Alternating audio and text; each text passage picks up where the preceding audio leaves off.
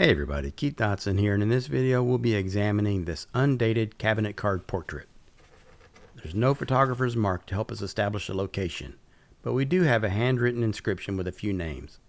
Although unfortunately the names weren't much help, as I wasn't able to learn anything about those who are identified either.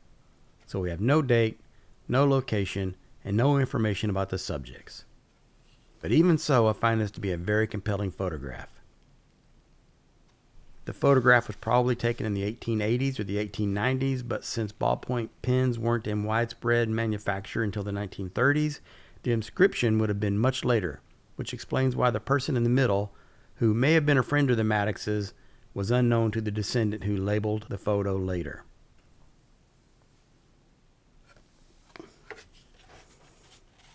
First of all, we have Lester and Benjamin, who are apparently father and son. In addition to the shared last name, you can see the family resemblance.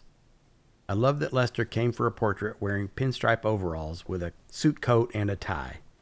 And that mustache, that would have made Wyatt Earp proud, wouldn't it? But the guy in the middle is a mystery. He looks a bit like a rogue or a rounder, with his good looks and a slight smirk and his cigarette dangling from his lips. He looks like a friend of Benjamin's, maybe. The kind of friend who could talk Benjamin into getting into a whole lot of trouble, I'm guessing. Was this photo taken to mark an occasion? Was it planned, or did they just step into the studio on a whim?